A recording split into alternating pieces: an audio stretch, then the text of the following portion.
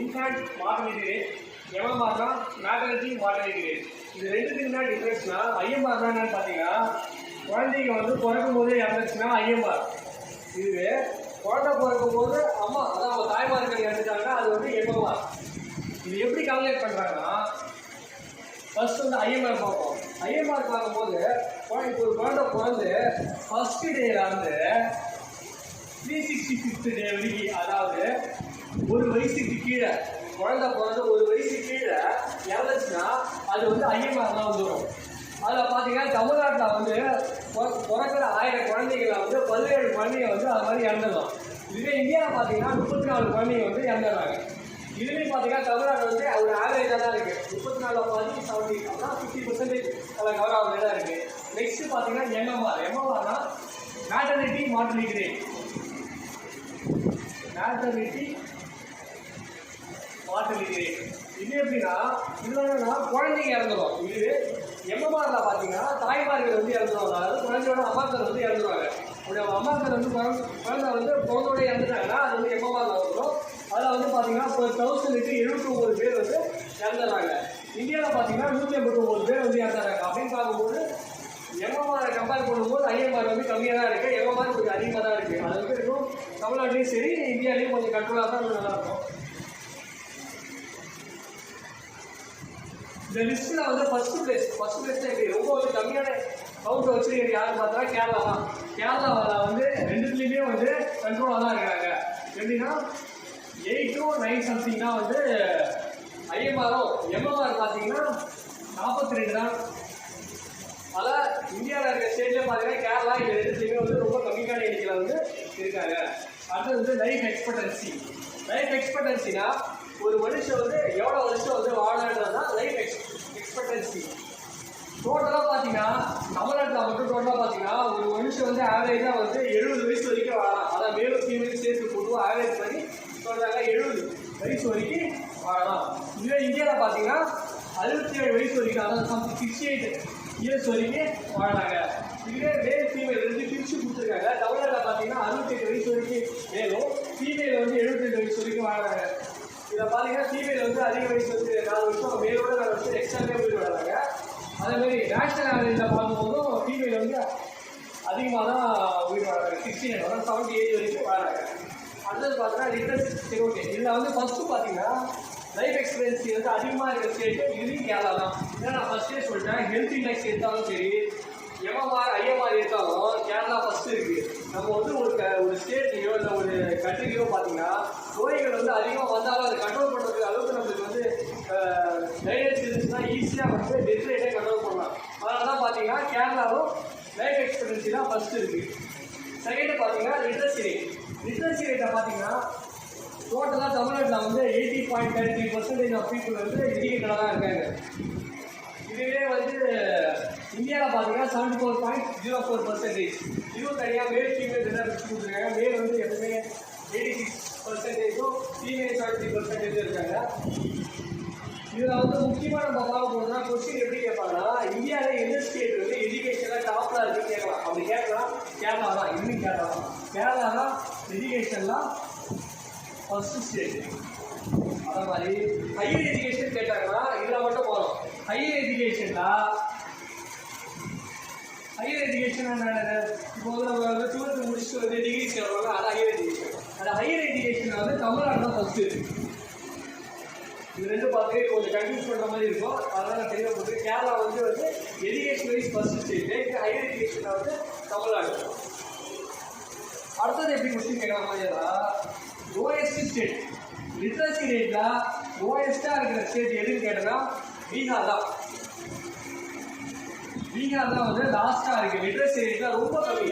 அது பார்த்தீங்கன்னா நேஷனல் ஆவரேஜோட கம்மியாக இருக்கும். நேஷனல் ஆவரேஜ் வந்து 74.04%. ஆனால் பீகார் பார்த்தீங்கன்னா 63 சம்திங் தான் வந்து எஜுகேஷன் ரேட்டாக இருக்கும். அதனால் வந்து இந்தியாவிலே வந்து லாஸ்ட் ஸ்டேட் வந்து பார்த்தீங்கன்னா பீகார் தான். லைஃப் எக்ஸ்பீரியன்ஸ்னு சொல்லிட்டு ஐஎம்ஆர்லேயே முடிச்சு. அடுத்தது வந்து செக்ஸ் ரேஷியோவில் பார்த்தீங்கன்னா ஃபர்ஸ்ட் வந்து சொல்லிட்டு கேரளா, செகண்ட் புதுச்சேரி, தேர்ட் வந்து தமிழ்நாடு. அதே வந்து லோயஸ்ட் செக்ஸ் ரேஷியோ பார்த்தீங்கன்னா வந்து ஃபீமேல் வந்து ரொம்ப கம்மியாக இருக்க ஸ்டேட் எதுன்னு பார்த்தீங்கன்னா ஹரியானா தான்.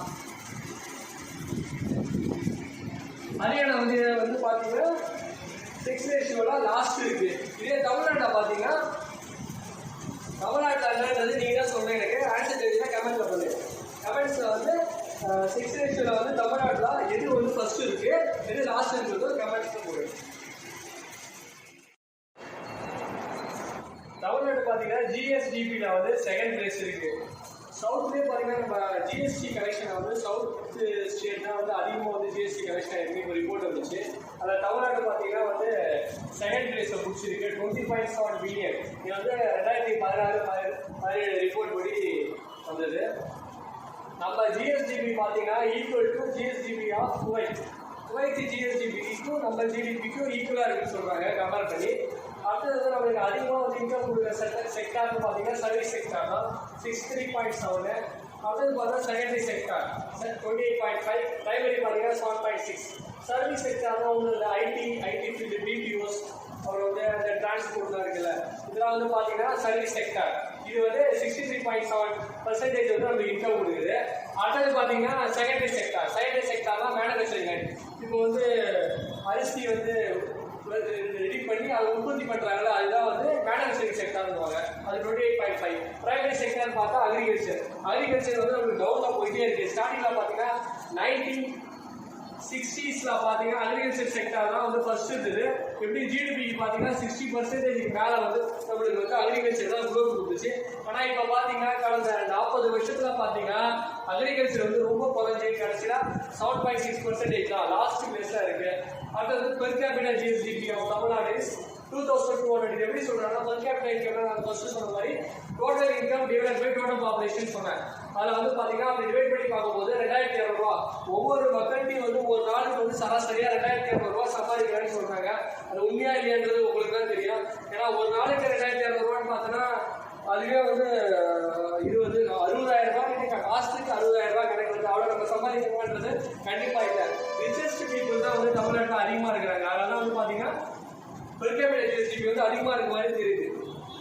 அடுத்து வந்து தமிழ்நாடு பார்த்தோன்னா largest producer of loose flour. Loose ஃப்ளார்னா எதுவும் இல்லை, மல்லி பூவை தான் நம்ம வந்து லூஸ் ஃப்ளார்னுவாங்க. மல்லிகைப்பூ வந்து தமிழ்நாட்டில் வந்து அதிகமாக உற்பத்தி ஆகுதுன்றாங்க. முக்கியமாக எந்த பிளேஸ்ன்னு பார்த்தோம்னா திண்டுக்கல்ல தான்.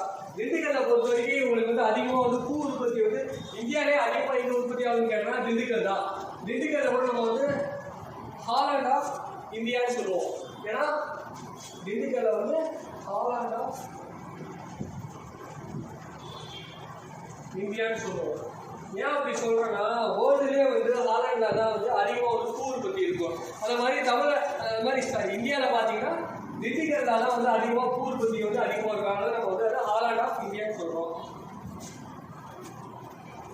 அடுத்தது பார்த்தீங்கன்னா ஃப்ரூட்ஸில் வந்து பார்த்தீங்கன்னா பழ வகையில் வந்து இந்த தமிழ்நாடு வந்து 3வது பிளேஸில் இருக்குது. ஃபர்ஸ்ட் பிளேஸில் பார்த்தீங்கன்னா மகாராஷ்டிரா, செகண்ட் வந்து உத்தரகாண்ட், 3வது வந்து தமிழ்நாடு. ரைஸில் பார்த்தீங்கன்னா தமிழ்நாடு வந்து செகண்ட் பிளேஸில் இருக்குது. ஃபர்ஸ்ட் பிளேஸில் பார்த்தீங்கன்னா வெஸ்ட் பெங்கால் தான். அதுமாதிரி சுகர் கேனில் பார்த்தீங்கன்னா ஃபர்ஸ்ட் பிளேஸ் வந்து யூபி. இந்தியா லெவலில் பார்த்தீங்கன்னா ஃபர்ஸ்ட் யூபி. தமிழ்நாடு வந்து பார்த்தீங்கன்னா 4வது இடத்துல தான் இருக்குது. வேர்ல்டு லெவலில் பார்த்தீங்கன்னா கியூபா தான் ஃபர்ஸ்ட். சுகர் கேனில் வந்து கியூபா ஃபர்ஸ்ட். அதே மாதிரி வந்து ரைஸ் ப்ரொடக்ஷனில் ஃபர்ஸ்ட் கேட்டால் சைனா தான். அடுத்தது வந்து பெப்பரில் வந்து 3rd பிளேஸும், கேஷ்நட்டில் வந்து 3rd பிளேஸும் இருக்குது. ரப்பர் கோகனட்டில் பார்த்தீங்கன்னா செகண்ட் பிளேஸ் இருக்குது.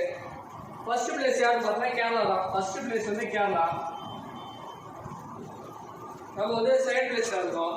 நெக்ஸ்ட் பார்த்தீங்கன்னா சென்னையை வந்து எப்படிலாம் வந்து சொல்லுவாங்கன்னா health capital, banking capital, Detroit of Asia. இந்த கொஸ்டின் வந்து பிசி எக்ஸாம்லையும் சரி டிஎன்பிசி எக்ஸாமும் அடிக்கடி கேட்குறாங்க. இந்த கொஸ்டினை நல்லா பார்த்து வச்சுங்க.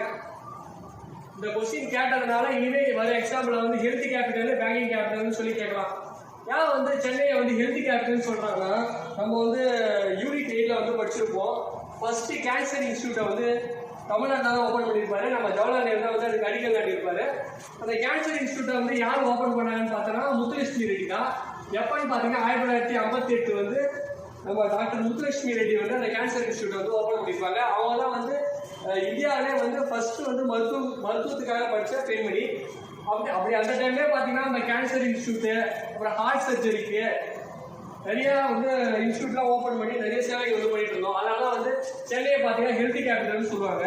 அது மட்டும் இல்லாமல் பேங்கிங் கேபிட்டல் ஏன்னு சொல்கிறோன்னா நம்ம ரிசர்வ் பேங்க் ஆஃப் இந்தியா இருக்குல்ல, Reserve Bank of India 1935 act போட்டு ஓப்பன் பண்ணியிருப்பாங்க. அது பார்த்தீங்கன்னா வந்து ஹெட் குவார்ட்டர்ஸ் வந்து சென்னையில் அப்போ தான் ஃபர்ஸ்ட் ஆரம்பிச்சாங்க. அது மட்டும் இல்லாமல் இந்தியன் பேங்க் இருக்குல்ல, இந்தியன் பேங்க்கு, ஐஓபி பேங்க்கு, இதோட ஹெட் குவார்ட்டர்ஸ்லாம் சென்னை தான். அதுவே நிறையா நீங்கள் எப்படியும் வந்து இந்தியாவில் வந்து நேஷனலைஸ் பேங்க்னு பார்த்தீங்கன்னா ஒரு 20-25 பேங்க் இருக்கும். அதில் முக்கால்வாசி பேங்கிங் வந்து ஹெட் குவார்ட்டர்ஸ் பார்த்தீங்கன்னா சென்னையாக தான் இருக்கும். அதில் ப்ரைவேட் பேங்க் சேர்த்து நான் சொல்கிறேன். அதெல்லாம் அதை வந்து பேங்கிங் கேபிட்டல்னு சொல்லுவாங்க. இது வந்து டிட்ராய்ட் ஆஃப் ஏஷியன் ஏன் சொல்றோம்னா, டிட்ராய்ட்ன்றது வந்து யூகேல இருக்க ஒரு பிளேஸ். யூகேல இருக்க ஒரு பிளேஸ் தான் டிட்ராய்ட். இது எங்க இருக்குன்னா மிச்சிகன்ன்ற பிளேஸ், மிச்சிகன்ன்ற இடத்துல வந்து இருக்கு.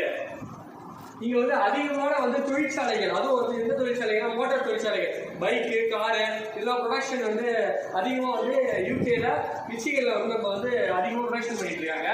அதனால இந்தியாவிலே பார்த்தீங்கன்னா அதிகமான தொழிற்சாலைகள் வந்து ஆரம்பத்துலையும் சரி இப்பயும் அதிகமாக கார் தொழிற்சாலையும் மோட்டர் வாகன தொழிற்சாலை இருக்கிற இடம் பார்த்தீங்கன்னா சென்னை தான். அதனால இது டெட்ராய்ட் ஆஃப் ஏஷியான்னு சொல்லுவாங்க. அடுத்து வந்து லெதர் ஃபேக்டரி பார்த்தீங்கன்னா ராணிப்பேட், ஆம்பூர், வாணியம்பாடி. இந்த கொஸ்டின் வந்து பிசி எக்ஸாம்லாம் கேட்டிருக்காங்க. PC exam last year PC எக்ஸாம்ல தமிழ்நாட்டில் வந்து அதிகமான லெதர் தொழிற்சாலை எங்கே இருக்குன்னு சொல்லி கேட்டிருக்காங்க. அதுக்கு ஆப்ஷன் வந்து எப்படி கொடுத்துருக்காங்கன்னா 3 ஆப்ஷன் கொடுத்துருக்காங்க. எப்படின்னா ஆம்பூர், வேலூர், விழுப்புரம், இப்போ ஏதோ வச்சுட்டு இது 3த்துல வந்து இங்கே வந்து அதிகமாக வந்து தோல் தொழிற்சாலை அதிகமாக இருக்குன்னு கேட்டிருக்காங்க. அதுக்கு ஆன்சர் பார்த்தீங்கன்னா ஆம்பூர் தான். அடுத்தது பார்த்தீங்கன்னா லாரி கன்ஸ்ட்ரக்ஷன். இப்போ லாரியெல்லாம் வந்து பார்த்தீங்கன்னா கன்ஸ்ட்ரக்ட் பண்ணுற இடம் வந்து அதிகமாக பார்த்தீங்கன்னா சங்கரகிரியில் தான் இருக்குது. அது திருச்செங்கோடு எதுக்கு ஃபேமஸ் பார்த்தீங்கன்னா போர்வெல், ட்ரில்லிங் மிஷின். இப்போ போர் போடுறதுக்கும் அப்புறம் ட்ரில்லிங் மிஷின், அதாவது திருச்செங்கோடில் வந்து ஃபேமஸான ஏரியா அது. நாமக்கல்லில் பார்த்தீங்கன்னா டிரான்ஸ்போர்ட்டும் நம்ம முட்டை நாமக்கல்ல வந்து அதிகமாக வந்து முட்டை வந்து ஏற்றுமதி பண்ணிட்டு இருக்காங்க. அது மட்டும் இல்லாமல் ஏஷியாலே வந்து ஃபர்ஸ்ட் பிளேஸில் வந்து நாமக்கல் தான் இருக்குது அதிகமாக வந்து எக் ப்ரொடக்ஷனில். கரூர் பார்த்தீங்கன்னா கோச் பில்டிங். இப்போ வந்து சங்கரகிரி பார்த்தீங்கன்னா லாரி கன்ஸ்ட்ரக்ஷனுக்கு, இதுவே பஸ்ஸுக்கெல்லாம் கோச் ரெடி பண்ணுறாங்க. அது வந்து பார்த்தீங்கன்னா கரூர் இருக்குது. அடுத்தது கோயம்புத்தூரில் பார்த்தீங்கன்னா ஸ்பின்னிங் மில்ஸு, கிரைண்டர் இருக்குது. நம்ம யூஸ் பண்ணுற கிரைண்டருக்கு வந்து ஃபஸ்ட்டு அது வந்து எப்படி சொல்லுவாங்கன்னா லேண்ட்மார்க்னு சொல்லுவாங்க. லேண்ட்மார்க்னா இங்கே தான் வந்து ஃபஸ்ட்டு அது வந்து மேனுஃபேக்சர் ஆகிருக்கும். அப்படின்னா அதுக்கு வந்து தனி கோடு வந்து அவங்க தான் வந்து ஃபஸ்ட்டு உருவாக்கியிருப்பாங்க. அதை மாதிரி பார்த்தீங்கன்னா கிரைண்டருக்கான கோடு வந்து ஃபஸ்ட்டு உருவாக்கின இடம்னு பார்த்தோன்னா கோயம்புத்தூர் தான். அடுத்தது வந்து இதை வந்து ஈரோடு பார்த்துங்க. ஈரோட்டில் பார்த்தீங்கன்னா மஞ்சள், டர்மரிக் வந்து அதிகமாக கிடைக்கிற ஏரியான்னு பார்த்தீங்கன்னா தமிழ்நாட்டில் ஈரோடு தான். கரூரில் பார்த்தீங்கன்னா 80% ஆஃப் பஸ் பாடி பில்டிங் வந்து அதெல்லாம் கன்ஸ்ட்ரக்ஷன் வந்து பண்ணிட்டு இருக்காங்க. அடுத்தது வந்து டிஎன்பிஎல். நம்ம டிஎன்பிஎல் வந்து Tamil Nadu national paper limited, Asia's வந்து லார்ஜஸ்ட் பேப்பர் மில் தான். இதுவும் பார்த்தீங்கன்னா கரூரில் தான் இருக்கு. ஏதாவது இப்போ என்ன கொஸ்டின்னா, இந்த டிஎன்பிஎல் வந்து எப்போ வந்து ஸ்டார்ட் பண்ணன்றத கீழே வந்து கமெண்ட்ஸில் வந்து கொடுங்க. சிவகாசி பார்த்தீங்கன்னா லிட்டில் ஜப்பான். சிவகாசி வந்து லிட்டில் ஜப்பான் ஏன் சொல்கிறாங்கன்னா டீசல் தொழில் வந்து அதிகமாக இருக்கிற ஏரியா வந்து தமிழ்நாட்டிலே பார்த்தீங்கன்னா சிவகாசியில் தான்.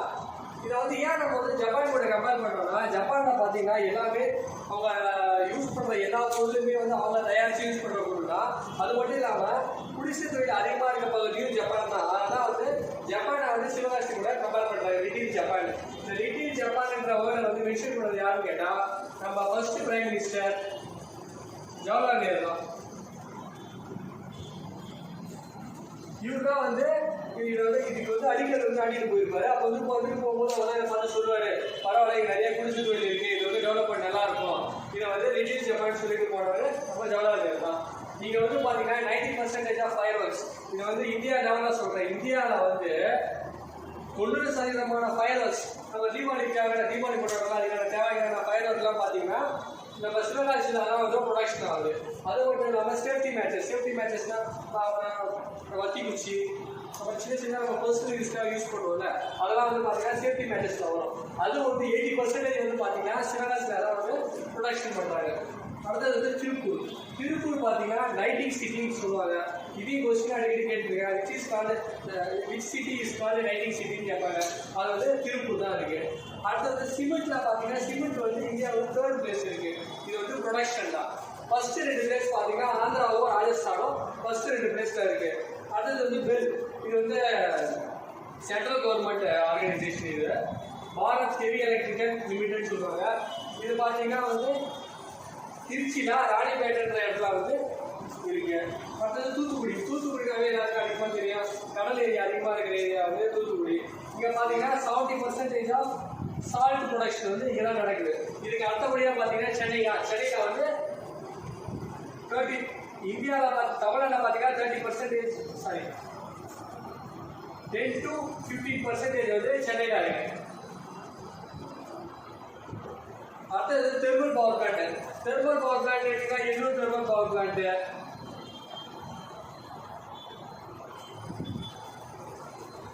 அப்புறம் நம்ம நேவியில் யூஸ் பண்ணுறது தெர்மல் பவர் பிளான்ட் தான். அதனால நிறைய தெர்மல் பவர் பிளான்ட்டும் தமிழ்நாட்டில் இருக்கு.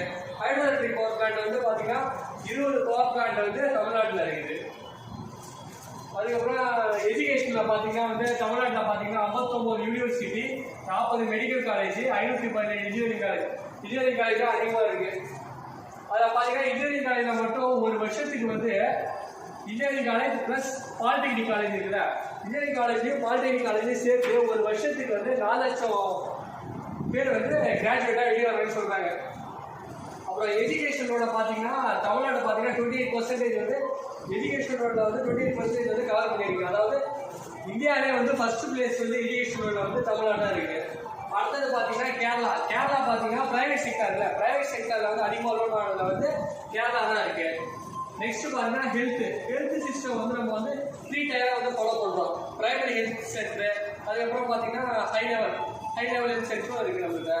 ஒரு கம்யூனிகேஷனில் பார்த்தீங்கன்னா கம்யூனிகேஷன் வந்து மகாராஷ்டிரா தான் ஃபர்ஸ்ட் இருக்கு, செகண்ட் வந்து தமிழ்நாடு.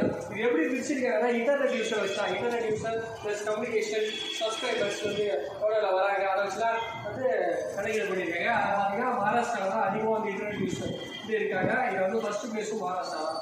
அடுத்தது ரோட் நெட்வொர்க் பார்த்தீங்கன்னா தமிழ்நாட்டில் வந்து 28 நேஷனல் ஹைவே இருக்கு. இது வந்து இந்தியாவிலே வந்து செகண்ட் லார்ஜஸ்ட். அடுத்தது ரயில்வே நெட்வொர்க் பார்த்தீங்கன்னா 690 ரயில்வே ஸ்டேஷன்ஸ் வந்து தமிழ்நாட்டில் இருக்கு. ரயில்வே நெட்வொர்க்ல வந்து பார்த்தீங்கன்னா MRTS mass rapid transmit system. இது எப்படின்னா நகர்ப்புற ரயில் சேவைன்னு. இது வந்து சென்னையில் தான் ஃபர்ஸ்ட் 2017 வந்து ஸ்டார்ட் பண்ணியிருக்காங்க. இந்தியாவிலே இதான் ஃபர்ஸ்ட்.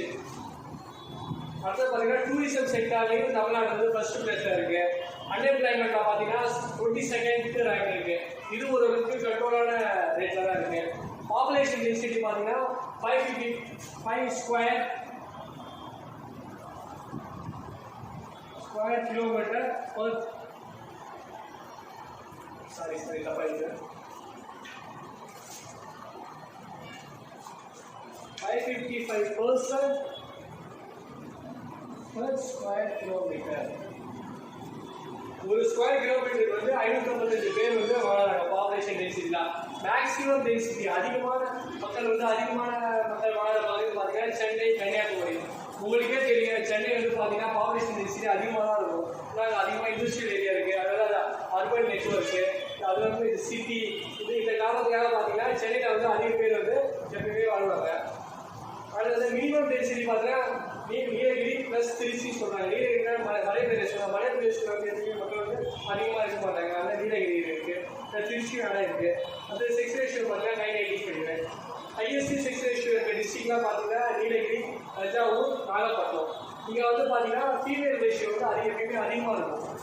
நீலகிரி தான் தமிழ்நாட்டிலே அதிகமான ஃபீமேல் ரேஷியோ அதிகமாக இருக்கிற ஏரியான்னு பார்த்தீங்கன்னா நீலகிரி தான் ஃபர்ஸ்ட்டு. அடுத்தது லோ செக்ஸ் ரேஷியோவில் வந்து தேனி, தர்மபுரியில் தான் ரொம்ப கம்மியான ஃபீமேல்ஸ் வந்து வாங்குவாங்க சர்வே சொல்லுது. அது வந்து சைல்டு செக்ஸ் ரேஷியோ. இது வந்து செக்ஸ் ரேஷியோவில் வந்து ஃபீமேல் எப்படி பிரிக்கிறாங்கன்னா above 18 years. above 18 yearsனா இந்த ரேஷியோ வந்துடும். பிலோ 18 yearsனா சில்ட்ரன் சொல்லுவாங்க. அந்த சில்ட்ரன் செக்ஸ் ரேஷியோ வந்து 946 ஃபீமேல் தான் இருக்காங்கன்னு சொல்கிறாங்க. அது பார்த்தீங்கன்னா ஹையஸ்ட் பார்த்தீங்கன்னா நீலகிரியும் கன்னியாகுமரியும். லோயஸ்ட் பார்த்தீங்கன்னா கடலூர், அரியலூர். லிட்ரஸி ரேட்டை பார்த்தீங்கன்னா 80.33%. தமிழ்நாடோட லிட்ரஸி ரேட் வந்து 80.33%. இதில் வந்து மேல் வந்து 86%, ஃபீமேல் வந்து 73% இருக்காங்க. இதில் வந்து ஹையஸ்ட் வந்து எங்கே இருக்குது லிட்ரஸி எங்கே இருக்குன்னு பார்த்தீங்கன்னா கன்னியாகுமரி பார்த்தீங்கன்னா கேரளாவோட பார்டரில் வரும். அதே கேரளாவில் எப்பயுமே எஜுகேஷன் வந்து நல்லா இருக்கும். அதுமாரி அந்த பார்டரில் வந்தோம்னா கன்னியாகுமரி எஜுகேஷன் வந்து நல்லா தான் இருக்குது அப்படிங்கிறத ஷார்ட்கட் வச்சுக்கலாம். கன்னியாகுமரி அடுத்தது வந்து சென்னை சிட்டின்றதால எப்பயுமே எஜுகேஷன் நல்லா இருக்கும். Low density low literacy rate பார்த்தீங்கன்னா தர்மபுரியும் அரியலூரும் இருக்குது. அவ்வளோதான். அப்புறம் வந்து இதில் ஒரு கொஸ்டின் கேட்கலான்னு பார்த்தீங்கன்னா இப்போ வந்து எஜுகேஷன் இருக்குல்ல, எஜுகேஷன் வந்து ஸ்டேட் லிஸ்ட்ல தான் இருந்துச்சு ஆரம்பத்தில். இப்போ பார்த்தீங்கன்னா அது வந்து பொதுப்பட்டியலில் வந்து மாற்றப்பட்டிருக்கு. பொதுப்பட்டியலில் வந்து மாற்றிருக்காங்க. இது வந்து எந்த வருஷம் மாற்றுறாங்க, எந்த சட்டத்திட்ட மூலமாக மாற்றுறாங்கன்றத வந்து கமெண்ட்ஸில் வந்து சொல்லுங்க. அதான் இதோட வந்து ஹிஸ்ட்ரி வந்து முடிஞ்சு போச்சு. இன்னும் ஒரு செக்ஷன் வந்து இன்னும் ஏதாச்சும் இருந்துச்சுன்னா நெக்ஸ்ட் நம்ம பார்ப்போம். தேங்க்ஸ் ஃபார் வாட்சிங்.